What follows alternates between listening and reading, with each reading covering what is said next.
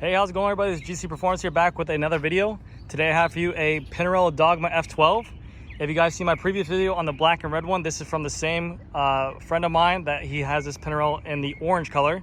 So the exact same bike, just going to be in the orange frame color. So you can't buy this as a complete build-up. You can only buy it as a frame. And then he had to buy the Zip 303s, the SRAM Axis 12 speed on there. You can see there's no power meter. He opted out of that, but he did put on a Ceramicspeed oversized pulley. He has a Ceramicspeed Italian bottom bracket on here. So this bike is done up to the T, which is absolutely insane. Again, fully integrated cables on here. This is a disc brake model. So the only two cables that are being ran on this bike are going to be the front brake and the rear brake on there. And the integration system, sorry I didn't show on the black and red video, but runs through the cables and handlebars. Underneath there, that's where you're going to open them up. That's where you're going to be able to adjust the cables and the housing to run it down into the stem and then down here. And then you just have to, feed it through the fork and then feed all the way down through the rear brake. This wireless stuff, the wireless SRAM E-tap, is making it super easy now with the integration. I mean, yes, it's still a pain in the butt, but it's not nearly as bad as when it used to be 4 cables on the Venge Bias for mechanical versions. That thing was a pain in the butt. But yeah, so again, just to reiterate on what this bike is, it's the Dogma F12. This is their top line bike that they make. I think this model as is, built up stock, would be like 12 grand with the 303s that come on there. Like I said, he added the Ceramicspeed and then also the Ceramicspeed pulleys. But this is known to be one of their most high-end bikes. This is the same bike they're riding in the Tour de France, but just in the rim brake model. Yeah, it's their claims on here is going to be that 10% more laterally stiff than the older models. There's 5% less of wind drag on this newer frame. This is a asymmetric frame design as well. So if you look right here, you see how it's kind of askewed, it's not centered. What asymmetric is going to mean and what's going to do for the consumer, it's again going to make it more laterally stiff. When you don't just make it in the center and then you don't make a certain flexing point, when you overload to one side, it's going to make it stiffer.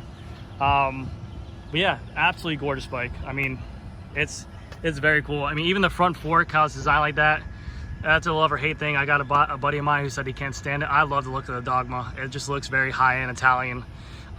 Ferrari, you know, this is the Ferrari bikes, like I said in the other video. The seat post, you have the seat post wedge right here underneath the bottom of here. So that's where the 2 bolts would be to tighten it down. You have the carbon fiber seat posts. This is all of their own branding as well. The handlebar and stem combo, that is full carbon as well for the integration system. This is where the junction box would be at if it was a Di2. This is not. This is the SRAM wireless E-tap again, like I said. But yeah, they do a lot of different frame colors. They do a lot of different sizings. I know the Pinarellos, they come in, I think it's 13 different sizes, which is insane. You don't see any companies doing that. They have like 16, I think, different handlebars. But the bikes are made very well. I mean, there's a reason why they're so dominant in Tour de France. There's a reason why it's such a popular brand. There's a reason why it's such a high-end brand. Is because they are like perfectionists in the world of cycling, and that's going to cost a pretty heavy penny. So this orange one was like a very hard one for him to get at the time. Now it's probably a little bit easier, but the orange frame he just picked out just because of the fact that he liked the color on it, and then he just did the build-up similar to how the stock bike will come. But yeah, let me know what you guys think down in the comments. If you guys like this build-up, if you guys like the other build-up better. I love the orange more because it's definitely a different color. The black and red is always a beautiful classic color, but the orange color is going to be a very popular color. It just screams high-end. It screams loud. It screams fast. I have money. You know, it's a gorgeous bike. So let me know what you guys think down in the comments. If you guys like this brand, if you guys don't like Pinarellos, if you guys think they're too high-end. I know I'm going to get hated already because the tarmacs on there that I did before that were $12,000. You guys hate it because of the price point. He said it's way too much money. So Lord knows how you guys are going to like the Dogma pricing. But yeah, I will continue to do some more videos on this.